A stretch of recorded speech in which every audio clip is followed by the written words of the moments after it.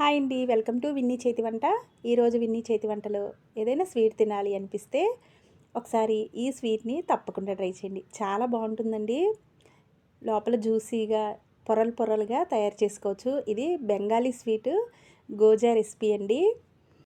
మీరు కూడా ఈ గోజా స్వీట్ని ఇంట్లో తప్పకుండా ట్రై చేయండి. చాలా బాగుంటుందండి, జ్యూసీ జ్యూసీగా. మరి ఎలా తయారు చేసుకోవాలో చూపిస్తాను రండి. ముందుగా ఒక పెద్ద ప్లేట్ తీసుకుని దానిలోకి జల్లించి పెట్టుకున్న ఒక అర కేజీ మైదా పిండిని వేసుకోవాలి. తర్వాత ఒక అర టేబుల్ స్పూన్ సాల్ట్ని, ఒక పావు టేబుల్ స్పూన్ బేకింగ్ సోడాని కూడా వేసుకోండి. ఏ స్వీట్లోకైనా కొద్దిగా సాల్ట్ వేసుకుంటే టేస్ట్ అనేది చాలా బాగుంటుందండి. తర్వాత ఒక పావు కప్పు వరకు నెయ్యిని వేసుకుని, అలాగే ఒక కప్పు నీళ్ళు పోసుకుని పిండి మొత్తాన్ని కలిపేసుకోవాలి. ఇంకా అసలు నీళ్ళు ఏం పోయకుండానే ఇవి సరిపోతాయండి. ఒక కప్పు నీళ్ళు, పావు కప్పు నెయ్యి అయితే దీనిలో కరెక్ట్గా సరిపోతాయి. ఒక్క చుక్క నీళ్ళు కూడా పోయవసరం లేదు. పిండి మొత్తాన్ని ఈ విధంగా కలుపుకోవాలి.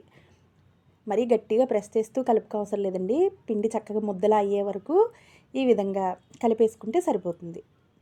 ఇలా కలిపేసుకున్న తర్వాత దీని మీద ఒక పొడి క్లాత్ కప్పేసుకుని ఒక అరగంట పాటు పక్కన పెట్టేసుకోవాలి.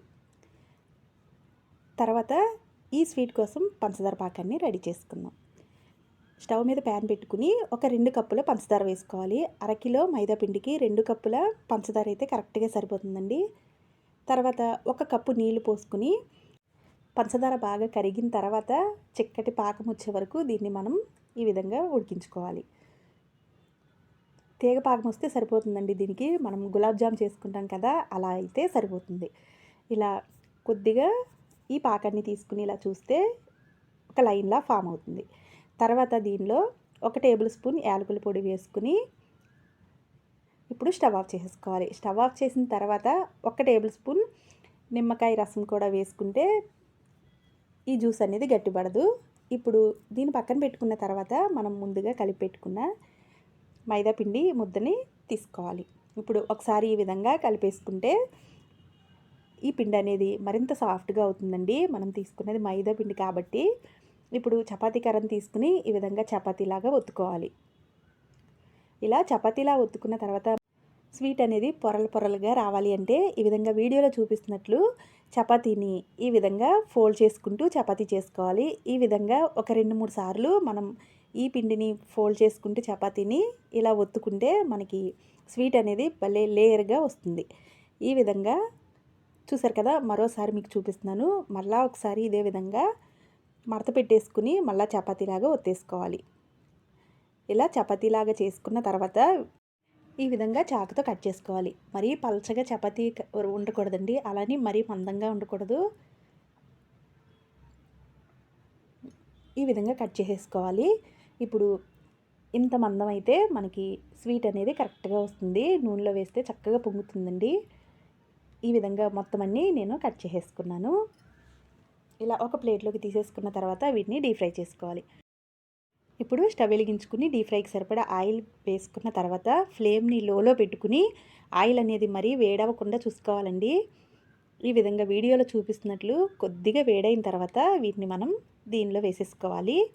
మరి నూనె అనేది ఎక్కువగా వేడిగా ఉంటే పైన మాడిపోయి మనకి లేయర్ లాగా కనిపించదు.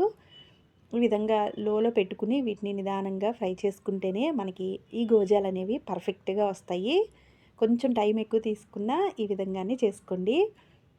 అస్సలు ఆయిల్ వేయకూడదండి. రెండోసారి మనం వేసినా కానీ ఒకసారి స్టవ్ ఆఫ్ చేసేసి ఆయిల్ అనేది చల్లారిన తర్వాతే రెండోసారి మనం ఈ గోజాలని వేసుకోవాలి.